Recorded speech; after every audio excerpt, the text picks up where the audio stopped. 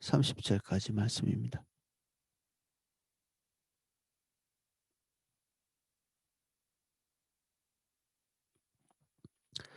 제가 읽어보겠습니다.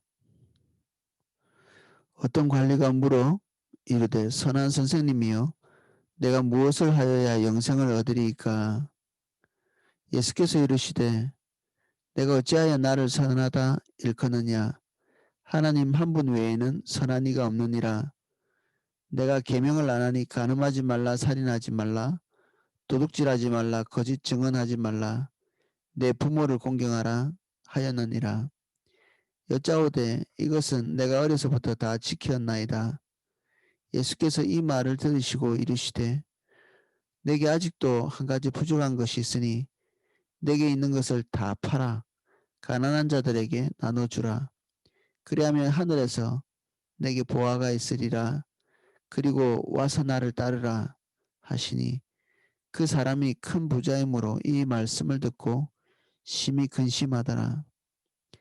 예수께서 그를 보시고 이르시되 재물이 있는 자는 하나님 나라에 들어가기가 얼마나 어려운지 낙타가 바늘귀로 들어가는 것이 부자가 하나님의 나라에 들어가는 것보다 쉬우니라 하시니 듣는 자들이 이르되 그런즉 누가 구원을 얻을 수 있나이까. 이르시되 무릇 사람이 할 수 없는 것을 하나님은 하실 수 있느니라. 베드로가 여짜오되 보옵소서 우리가 우리의 것을 다 버리고 주를 따랐나이다. 이르시되 내가 진실로 너에게 이르노니 하나님의 나라를 위하여 집이나 아내나 형제나 부모나 자녀를 버린 자는 현세의 여러 배를 받고 내세의 영생을 받지 못할 자가 없느니라 하시니라. 우리 한 절씩 살펴보겠습니다. 어떤 관리가 물어 이르되 선한 선생님이여 내가 무엇을 하여야 영생을 얻으리까. 관리라고 했는데 이 로마에서 지정한 그런 직책을 가지고 있는 관리일 수도 있고 아니면 무슨 회당의 관리일 수도 있고 이랬습니다. 정확하게는 알 수 없지만 이 사람이 일반적인 사람보다 지위를 더 가지고 있다는 것도 이해할 수 있죠. 이 사람이 와서 예수님께 묻습니다. 무엇을 하여야 영생을 얻겠습니까?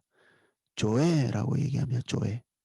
이 조회, 영생이라는 것은 궁극적인 생명 이런 얘기인데 자기가 지금 온전한 것을 얻지 못하고 있다는 것을 이해하고 있는 거죠. 감지하고 있는 것입니다. 사람은 자기의 영혼 안에 완전한 것을 추구하는 그런 본능적인 것이 있습니다.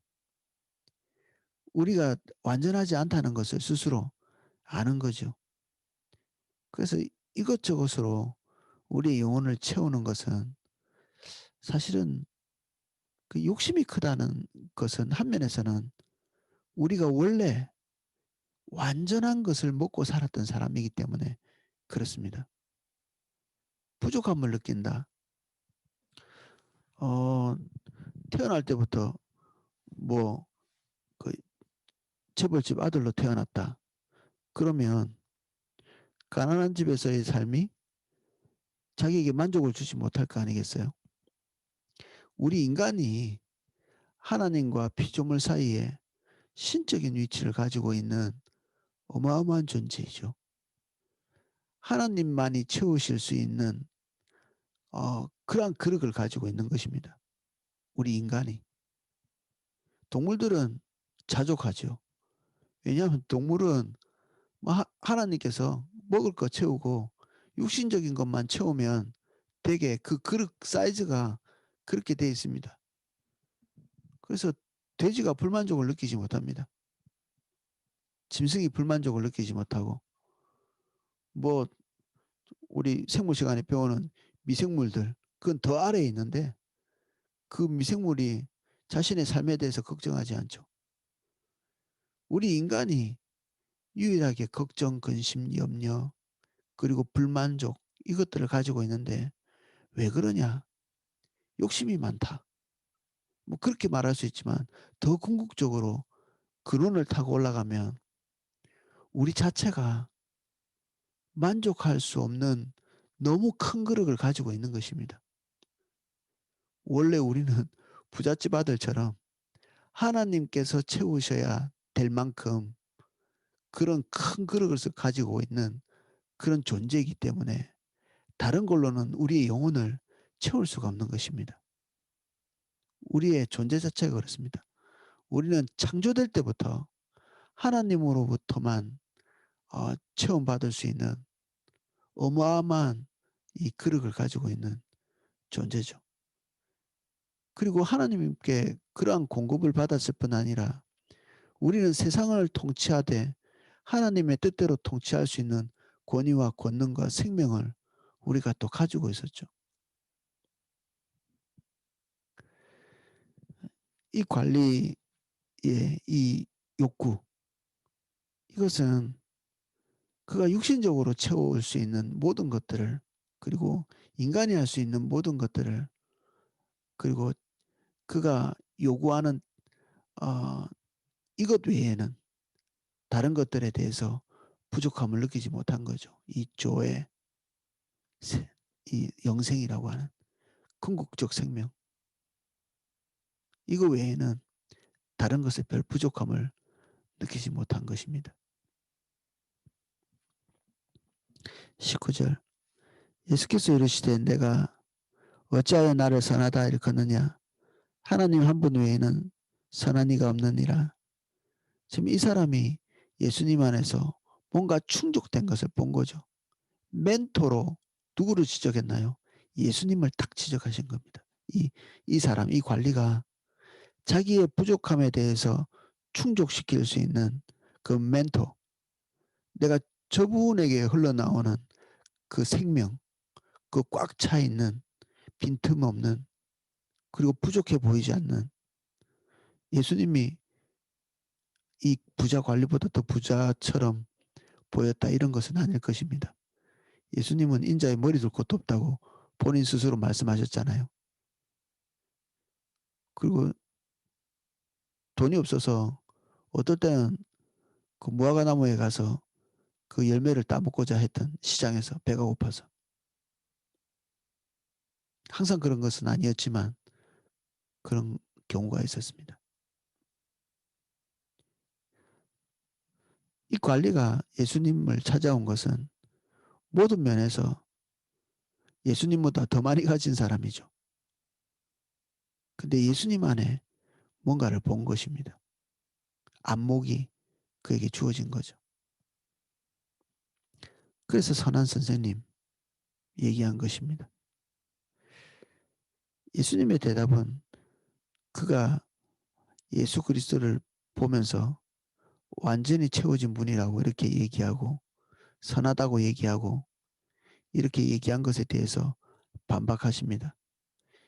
예수님께서 지금 어, 본인의 것으로 이렇게 채우고 계시지 않고 본인의 것을 포기하시고 하나님의 성령으로, 그리고 하나님의 생명으로 본인의 삶을 이렇게 채우고 계시기 때문에 누구에게 의탁하고 있느냐? 아버지 하나님께 의탁하고 있죠. 성령께 의탁하고 계시고, 예수님 자체가 선하지 않다는 것이 아니라 예수님의 선하심 그거 자체에 본인의 삶을 기대고 있지 않다는 것입니다.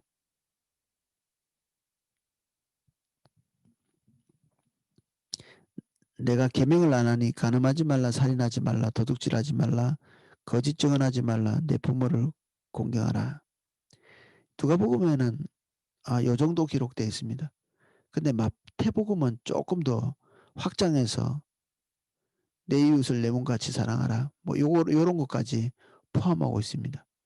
그러니까 요 예수님께서 말씀하신 이것이 약간 요약되어 있는 것입니다. 왜 요약했을까요? 이것을 지키는 것이 이 사람에게 핵심적인 것이 아니었던 것이죠. 정말 중요한 것은 사복음서에서 거의 한 군데도 안 빠집니다. 마태도 마가도 누가도 다 핵심적인 것은 다 그렇게 기록해 놨거든요. 마태, 마가, 누가, 요한 다 십자가에 달리신 예수 그리스도 다 기록하고 있습니다. 빼, 빼놓을 수 없는 핵심적인 것이기 때문에 그렇습니다. 여기에 이렇게 요약 정리해 놓은 거는 예수님이 말씀이기는 하지만 이것이 핵심적인 것이 아니기 때문에 적당히 기록해 놓은 거죠.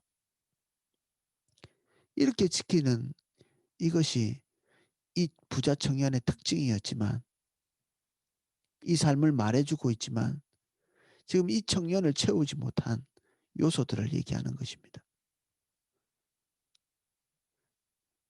간음하지 않고 살인하지 않고 도둑질하지 말고 거짓 증언하지 말고 내 부모를 공경하라. 아마 여기서 더 지킬 것이 있었다면 이 부자 청년이 더 지켰겠죠. 여짜오되 이것은 내가 어려서부터 다 지켰나이다. 예수께서 이 말을 들으시고 이르되 내게 아직도 한 가지 부족한 것이 있으니 내게 있는 것을 다 팔아 가난한 자들에게 나눠주라. 그리하면 하늘에서 내게 보화가 있으리라. 그리고 와서 나를 따르라 하시니라. 그 사람이 큰 부자인 거로 이 말씀을 듣고 심히 근심하더라. 예수께서 그를 보시고 이르시되 재물이 있는 자는 하나님 나라에 들어가기가 얼마나 어려운지 낙타가 바늘귀로 들어가는 것이 부자가 하나님 나라에 들어가는 것보다 쉬우니라. 이 부자 청년이 여기에서 근심하고 돌아갔다. 이런 기록을 하고 있습니다. 다른 본문에는. 근심했다. 자신의 삶, 자신의 존재가 여기에 많이 기대어 있는 것이죠. 그러면 부자가 그 부에 기대어 있는 것이 천국에 들어가지 못하게 한다. 하나님으로 채우지 못했기 때문에. 그럼 가난한 사람은 다 들어가느냐? 모든 사람은 조금씩 다 자기의 독특한 것에 기대고 있습니다. 저는 젊을 때 돈에 대한 욕심이 전혀 없었거든요. 누군가가 저를 찾아와서 제게 쌓아놓은 재물을 달라고 그럴 때 저 수차례 이렇게 준 적이 있거든요. 적었죠. 부자가 아니었기 때문에 그럴 수도 있었을 건데. 근데 제가 결혼을 하고 나서 어느 시점에 내가 재물에 대한 욕심이 없는 사람이 아니라는 것을 발견하게 된 계기가 있었는데 제가 몸이 아파가지고 수개월 동안은 꼼짝도 못한 적이 있었거든요. 그때 제 마음 안에 제가 무엇을 의지하고 있는지 그때 알게 됐습니다. 제가 이런 생각을 하고 있는 거예요. 나는 몸이 건강하기 때문에 나가면 한 단 먹을 거 벌 수 있어. 이런 자신감이 있었기 때문에 오늘 나에게 있는 것을 다 털어버려도 공포감이 다가오지 않은 거죠. 사실 내 삶의 전 존재를 주님께 기댄 것이 아니라 이것을 줄 수 있었던 것은 또 다른 것을 기대는 거죠. 젊음, 육신의 건강함, 그리고 언제든지 돈을 벌어들일 수 있는 내 능력, 이런 것들이 나를 든든하게 뒤에서 받치고 있었던 거죠. 그러니까 이게 돈을 의지한 거나 자기의 체력을 의지한 거나 별반 다를 게 없는 것입니다. 요 밑에 보면 베드로가 나는 모든 걸 다 버렸습니다. 이렇게 얘기했을 때 예수님께서 뒤에 마치 칭찬한 것처럼 보이지만 이거 칭찬한 게 아니고요. 예수님의 질문에 대해서 그 베드로의 질문에 대해서 그냥 그 본질적인 대답을 해 주신 거죠. 나중에 베드로가 내가 예수님은 버리지 않겠다 이렇게 얘기했을 때 예수님께서 한마디 하실 때 베드로가 완전히 무너져 버리거든요. 칼로 선자는 칼로 망할 것이다. 이것은 무력을 의지하는 사람은 무력으로 망하게 된다. 이것을 말하기도 합니다. 하지만 동시에 이 베드로의 칼은 베드로의 혈기와 육신적인 열심, 열정, 개인적인 의로움, 이 모든 것이 총집결되어 있는 이 핵심적인 이 그릇이었죠. 이 칼이라는 것이. 예수님께서는 칼로 하지 마라. 네 칼을 도로 칼집에 넣어라. 이렇게 말한 것은 베드로의 열정과 베드로의 열이 그리고 베드로의 혈기 그런 것이 필요 없다는 것입니다. 네가 가지고 있는 그것이 하나님의 의를 이루지 못한다는 거죠. 그리고 예수님께서 말씀하신 것은 이겁니다. 내가 네 칼에 의지하지 않는다. 내가 네 열심에 의지하지 않는다. 그것이 나에게 조금도 의미 있는 것이 아니다. 이 얘기를 하시는 거예요. 베드로 고맙다. 이 한마디였으면 그 자리에서 베드로는 순교했을 겁니다. 근데 베드로가 무너지게 된 요인은 네 칼을 네 칼집에 넣어라. 그 칼에 의지하고 있는 그 열정에 의지하고 있는 베드로에게 그걸 집어넣으라고 했을 때 베드로는 그 자리에서 무너져 버립니다. 할 수 있는 게 뭐가 있나요? 그거 의지하지 않으면 벌벌 떨면서 자기 생명을 유지하는 거. 조그마한 계집종 앞에서 예수님을 부정하고 부인하고 저주하는 거. 살아야 되잖아요. 본인이. 이 부자는 부에 의지했지만 우리가 이 부자보다 더 의롭지는 않습니다. 우리는 부자가 아니라서 의지할 분은 없을지 모르겠지만 우리는 또 다른 것을 의지해서 기대고 있는 뭔가가 또 있는 것이죠.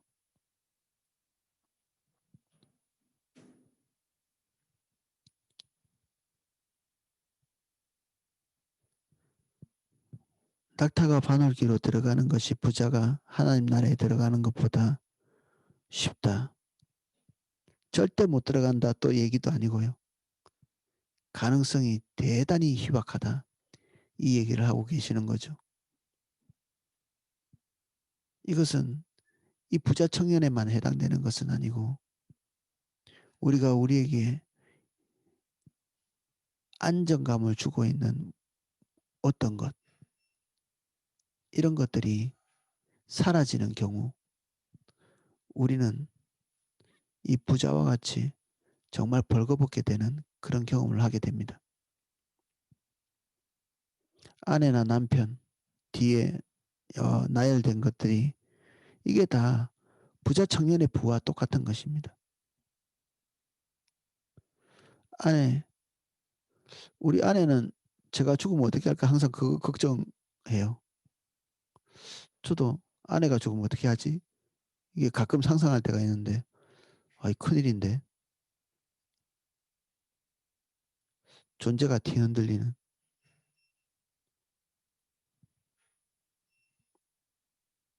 전토. 지금 우리가 생각하는 전토? 그게 아니죠. 자기 밥벌이를 할 수 있는 유일한 것입니다.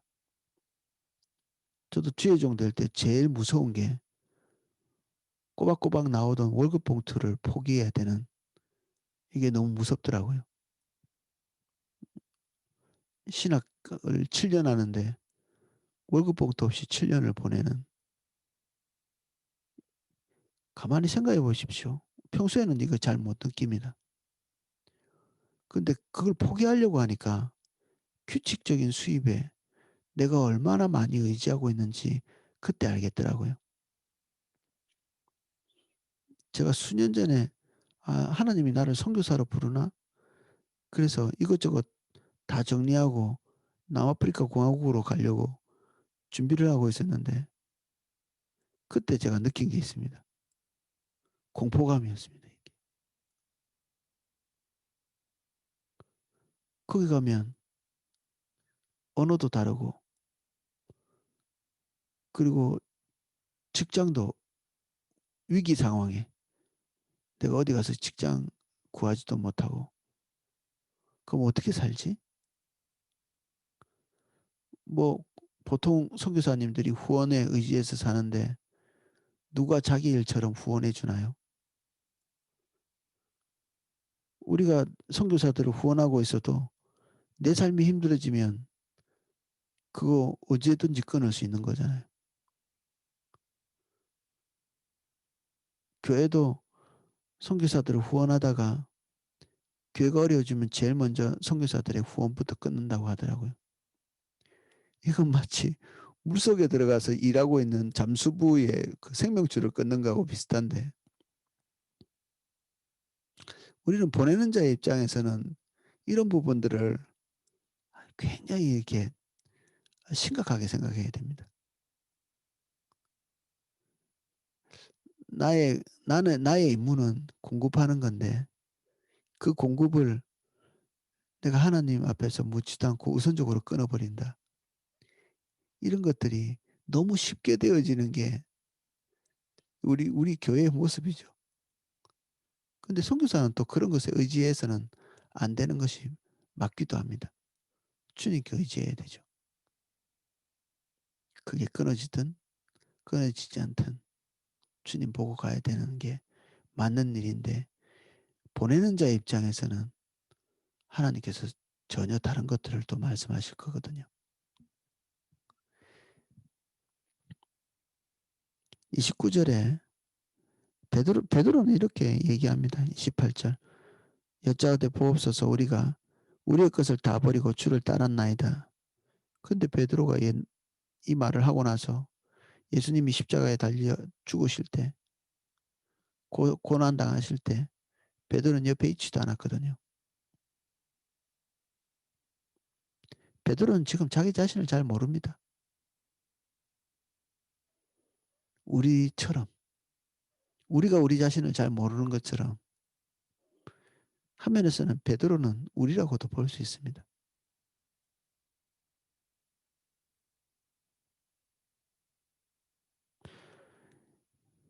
29절 내가 진실로 너에게 이르노니 하나님 나라를 위하여 집이나 아내나 형제나 부모나 자녀를 버린 자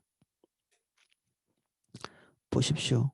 우리는 자녀를 잘 양육해야 되고 아내를 내 몸같이 사랑해야 되고 이런 의무를 가지고 있지만 주님의 나라가 우리에게 요구하는 바를 성취시키기 위해서 주님의 나라가 나에게 요구하는 것들을 하다 보면 어쩔 수 없이 자녀와 부모와 그리고 아내 이러한 것이 결핍될 수밖에 없습니다.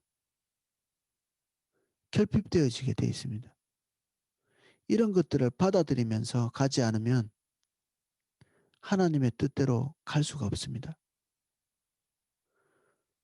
많이 들으셨죠? 아이고 목회자의 집안이 뭐 가정을 잘 못 돌아봐. 뭐 잘 돌아보고 하나 주의 일도 하면 좋겠죠. 그런데 결핍되게 돼 있습니다. 모든 것을 어떻게 잘 돌아봐요. 완전한 샘플이 있기도 하죠. 그런데 그 완전한 인격을 가진 사람이 다 주의 종으로 부름받는 것은 아니죠. 주님의 뜻대로 가다 보면 아내는 아내 대접도 못 받고 그리고 자식은 자식이 당연히 부모에게 받을 것들이 결핍되고 때로는 집 한 칸이 제대로 없을 수도 있고 이런 일들이 발생하는데 이것들을 감안하고 가는 것입니다. 감안하고 주의 일을 주의 일에 헌신하면 하나님이 큰 복을 주셔서 이 모든 것들을 완벽하게 채우겠지. 자식도 좋은 대학 가겠지. 뭐 이렇게 뭐 아내도 뭐 나한테 불만을 느끼지 않겠지. 그럴 수 그런 기대는 그냥 일찍 접는 게 좋습니다. 뒤에 연속적으로 나오는 것이 우리의 기대를 좀 실망시키기도 합니다. 현세에서 이 모든 것을 버리고 잃어버린 자는 현세에서 여러 배를 받고 내세에서 영생을 받지 못할 자가 없느니라. 어떨 때는 이런 말씀 때문에 흥분되기도 하죠. 아, 주를 위해 더 살아야 되겠다. 현세에 여러 배를 받네. 여기에 말하고 있는 것은 위에 있는 것과는 전혀 다릅니다. 위에서 그러면 아내를 여러 배 아내가 하나 버리면 이슬람처럼 아내 9명이 천국에서 나를 섬겨주고 그 재혼해서 한 10명하고 결혼하고 여러 배를 받으니까 그렇게 되는 건가요? 이것은 영적 가족이 늘어난다. 마태복음에 보면 이걸 조금 더 정확하게 이해할 수 있습니다. 그리고 이 누가복음에는 빠져 있는 부분이 있는데 마가복음에는 이렇게 적혀 있습니다. 이 모든 것을 받되 핍박을 겸하여 받는다. 이렇게 얘기하고 있죠. 주님을 선택했는데 그리고 주를 위해서 이러한 것들을 버렸는데 핍박을 겸하여 받게 된다. 하나님께 헌신한 자가 하나님께서 조금 이렇게 더 좋은 혜택을 줘야 될 것 같은데 영적인 의미에서 가족, 영적인 의미에서의 축복 그리고 거기에 플러스해서 핍박까지 더하여서 우리가 받게 될 가능성이 있다. 이 얘기를 하고 있죠. 그리고 내세의 영생을 얻지 못할 자가 없다. 이 얘기를 하고 있습니다.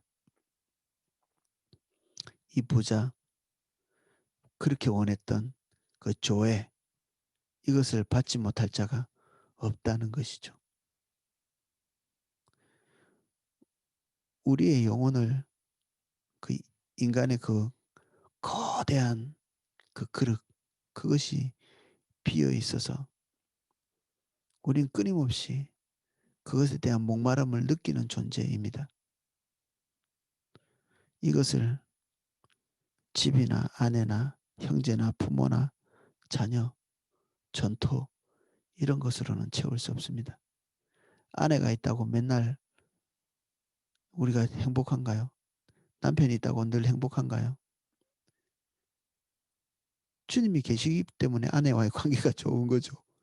주님이 계시기 때문에 남편 때문에 만족을 얻게 되는 것이고 주님이 계시기 때문에 재물도 재물인 거고 그렇죠. 주님이 없는데 그 모든 것들은 물거품 같은 것입니다.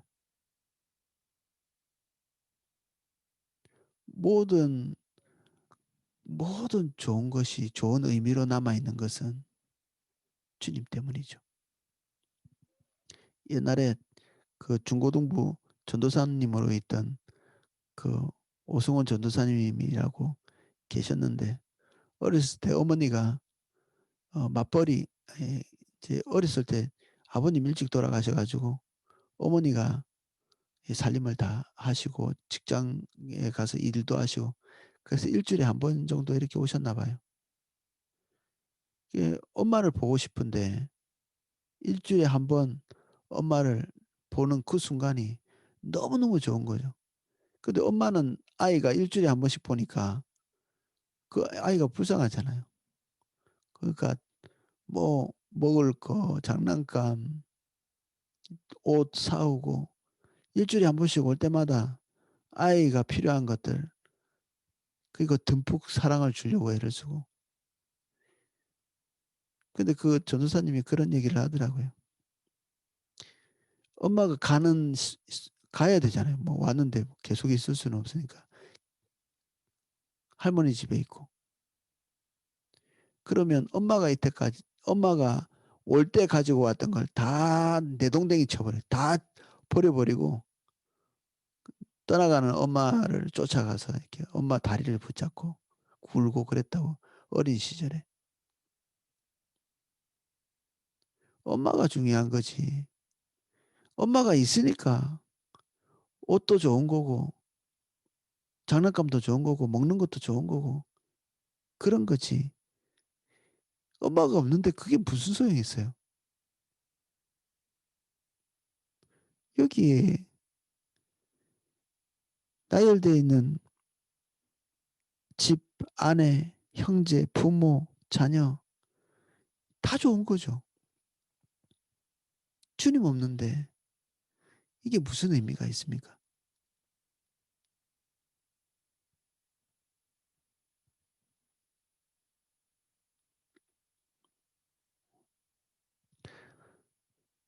어, 여건이 조금 되시면 여기에 마태복음 19장 그리고 마가복음 10장 요 부분에 이것에 대한 본문 똑같은 본문이 나와 있으니 요 본문들을 같이 읽어보시면서 이 본문이 말하고 있는 어, 명확한 부분들을 조금 더 살펴보시면 좋을 것 같습니다. 오늘 이 부자 청년을 통해서 예수님께서 한 사람 한 사람에게 도전해 오시죠. 예수님이 우리의 모든 것을 빼앗아 가시는 분인가요? 사실은 이 본문은 중세 때 주님을 영접하게 되는 많은 사람들이 이 본문을 가지고 주님을 받아들이고 주님을 따라갔거든요. 지금 우리하고는 좀 다르죠. 좀 너와 내 집이 구원을 얻으리라. 뭐 요한복음 3장 16절. 우린 그런 것을 구원으로 들어가는 그 모티브가 되는 그 성경 구절로 받아들이잖아요. 근데 과거에는 예수님을 따른다는 것이 자기의 모든 것을 버리고 주님을 쫓는 이것, 그래서 수도사가 되기도 하고,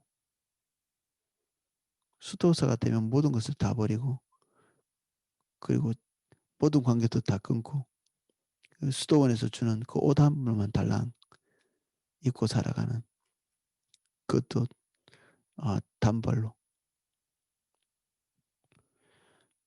주님 얻으려고 그러는 거죠. 한 사람 한 사람에게 주님께서 말씀하실 겁니다. 오늘 주님과 개인적인 교제를 하시면서 이 부자에게 말한 그 부와 같은 우리가 주님 없어도 기댈 만한 것들, 이런 것들, 우리는 자신을 잘 모릅니다. 우리 자신을 잘 몰라요. 지금은 제가 어깨가 많이 좋아졌습니다. 너무 감사하게도 어, 살 것 같은데 한 3주 어깨를 전혀 못 쓰니까 그때 제가 어깨를 얼마나 의지하고 살았는지 알겠더라고요. 건강을 잃어보신 분은 자기가 자기의 건강을 의지해서 얼마나 살았는지 그때 알게 되죠. 사도 바울은 자기의 말년에 아, 자기의 생명을 마치 전당포에 맡긴 사람처럼 하나님께 내가 나의 의뢰한다. 내가 나의 생명, 나의 삶, 나의 모든 존재를 의뢰한다는 표현을 썼거든요. 의뢰. 이 의뢰는 뭔가를 물어본다는 의미가 아니라 완전히 그냥 내어 맡기는 걸 얘기합니다. 의사가 그 주사 바늘을 쑤셔 넣는데 이렇게 목 뒤에 이렇게 어떤 내가 이때까지 그런 주사를 맞아본 일이 없는데 그 제법 깊이 막 이 뭔가 이 몸속으로 들어오는 느낌이 나는데 기분이 좀 안 좋았어요. 근데 내 몸을 의사에게 내어 맡길 수밖에 없죠. 그 의사가 실수하면 어떡해요? 그런 걱정 안 해 보셨나요? 의료사고 잘 안 나나요? 의료사고. 수술하다 죽기도 하잖아요. 그래도 할 수 없는 거예요. 내어 맡긴다는 거는 그겁니다. 상대방의 처분에 맡기는 것입니다. 주님께 맡긴다는 것은 좋은 것이 올 거를 기다리는 게 아니라 그분의 처분에 맡기는 것입니다. 사도 바울은 내가 나의 의리한 자를 안다 이렇게 얘기하고 얼마 있다 순교하거든요. 내가 내어 맡긴다.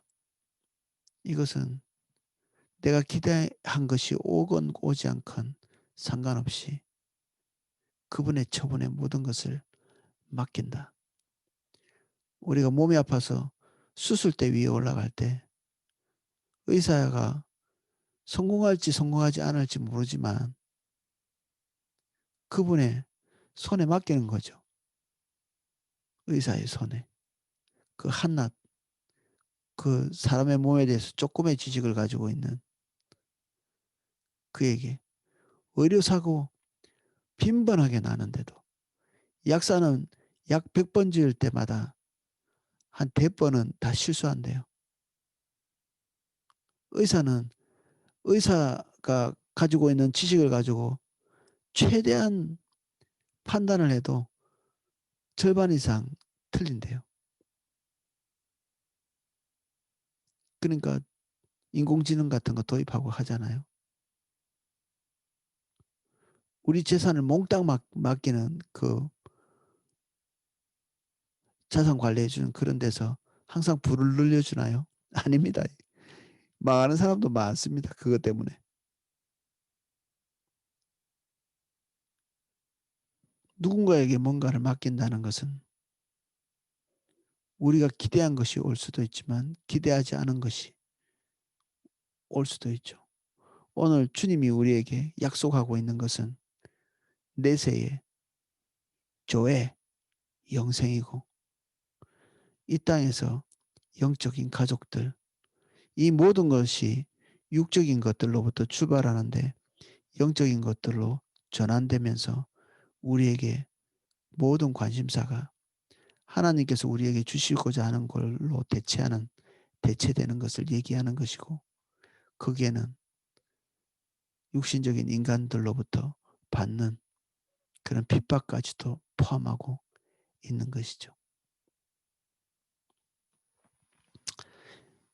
예, 제가 기도하겠습니다. 주님, 주님은 우리 각자에게 찾아오십니다. 항상 주님의 오심은 개인적이고 은밀하시며 우리를 싸잡아서 묶어서 처분하시지 않습니다. 오늘도 우리에게 은밀히 말씀하시며 우리가 주님 외에 다른 기대고 있는 것들에 대해서 우리의 마음을 두드리십니다. 우리 인생의 모든 것을 주님의 처분에 맡깁니다. 건강도, 재물도, 가족도, 때로는 우리의 가족이 나보다 먼저 생명을 잃을 수도 있고 우리는 그것을 봐야 되기도 하고 우리의 재물이 우리 손에서 벗어나는 것들을 볼 수도 있고 우리의 명예가 떠나가는 것도 볼 수 있고 최종적으로는 우리의 생명도 주님의 처분 가운데 있습니다. 우리에게 끝까지 남아있을 것은 예수 그리스도께서 주시는 영원한 생명입니다. 이 궁극적인 것을 원하고 바라고 붙드는 저희들이 될 수 있도록 은혜를 주십시오. 우리가 유일하게 붙들어야 될 것은 예수 그리스도입니다. 그분이 우리의 생명이고 진리이고 길입니다. 이게 모여 기도하는 한 분 한 분을 예수님 이름으로 축복합니다. 우리가 교회 조직으로 말미암아 안정감을 누리지도 않게 해주십시오. 우리가 규칙적으로 행하고 있는 종교적인 의무를 통해서 안정감을 누리지도 않게 해주십시오. 이 모든 것이 주님과의 관계를 위한 도구에 불과합니다. 한 분 한 분에게 주님 찾아가 주십시오. 은혜를 더해 주십시오.